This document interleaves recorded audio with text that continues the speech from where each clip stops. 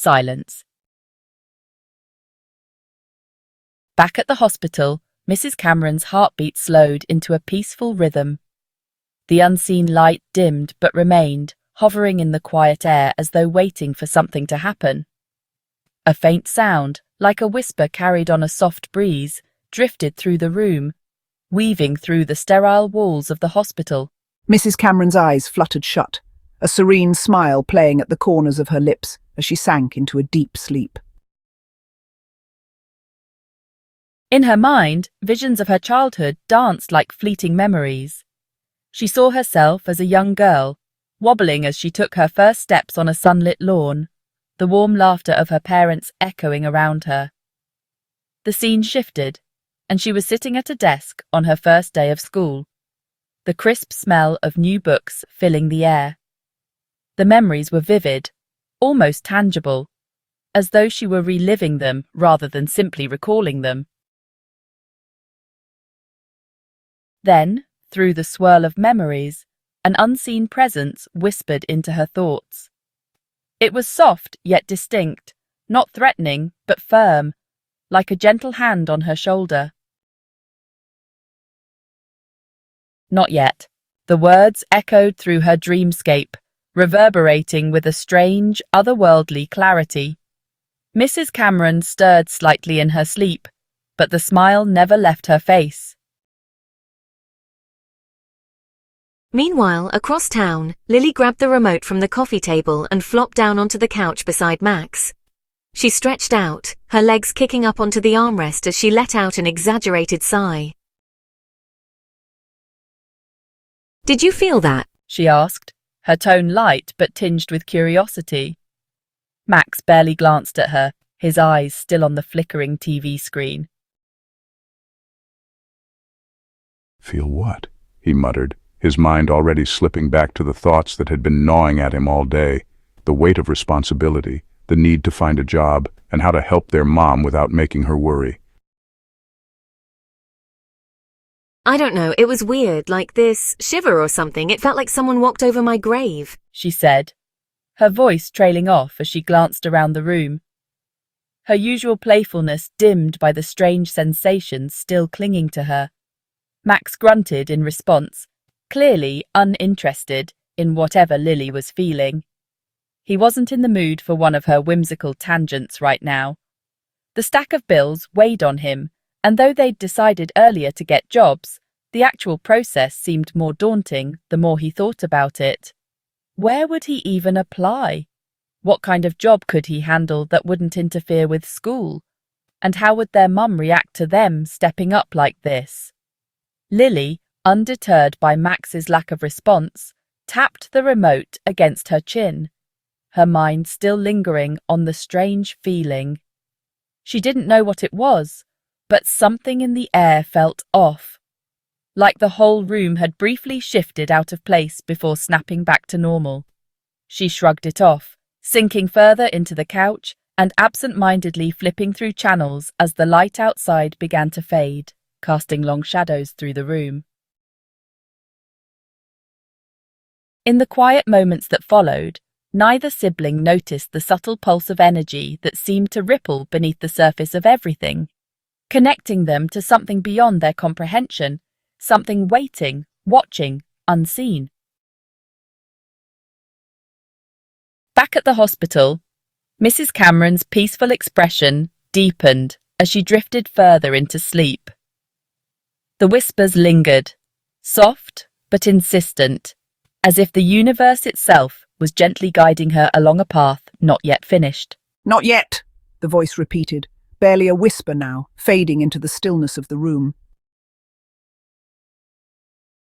Time seemed to slip through Sarah's fingers as the day wore on, the weight of the morning slowly giving way to the steady rhythm of her shift.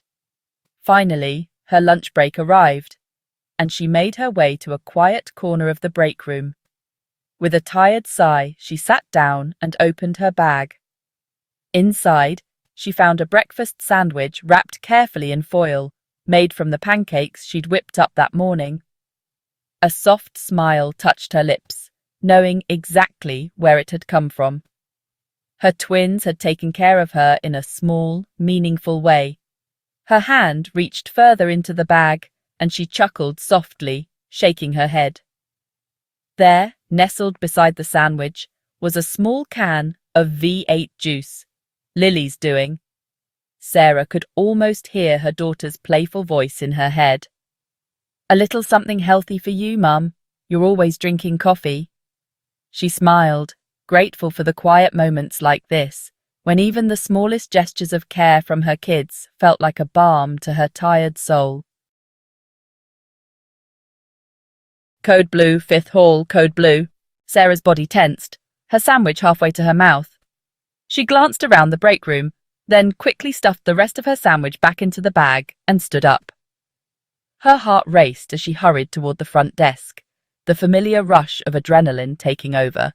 When she arrived, the tech on duty, a frazzled young woman named Jenna, was already grabbing her things. "Sarah, I know you're on your break," Jenna said quickly, her eyes wide with urgency. "But we're short-staffed, and they need all hands on deck for this. Can you cover the desk while I help over on the 5th hall?"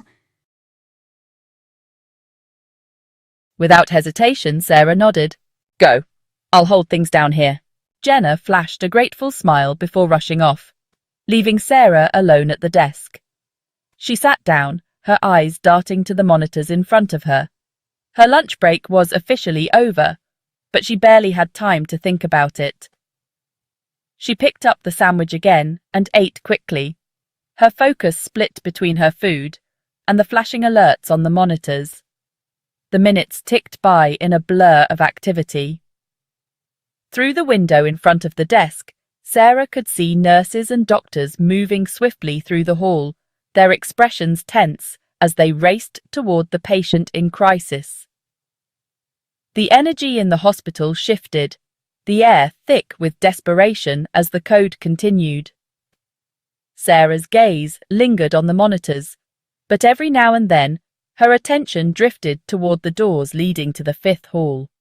She knew what it meant when a code blue dragged on like this. Finally, the all clear sounded over the intercom. The code was over, but the hospital remained unnervingly quiet. From her vantage point, Sarah saw the team begin to file back into the main hall, their faces marked by exhaustion and defeat. They'd lost the patient. The sounds of hurried footsteps faded, replaced by the low hum of hospital machinery and the quiet murmur of people trying to return to normalcy. Yet, there was an unspoken heaviness in the air, a sense of loss that lingered long after the code had been called off. Sarah sat at the desk, her now empty sandwich wrapper crumpled in her hand, watching as the rest of the hospital moved on. She'd seen it before, death walking the halls like a shadow, but it never got easier. Every time, it was a reminder of the fragility of life, of the razor-thin line between existence and the unknown. With a deep breath, she leaned back in her chair, her thoughts returning to the picture of her children she had seen earlier. They were the reason she pushed through days like this. No matter how many patients she lost, no matter how many shifts drained her, she found strength in them. And with that, Sarah prepared herself to dive back into the work. Life and death went on in these halls, and she had to be ready for whatever came next. Sarah looked up from the stack of patient files, her eyes tired and unfocused after hours of non-stop work. But the moment she glanced up, she froze. Standing in the doorway, with her familiar soft smile and twinkling eyes, was Mrs. Cameron.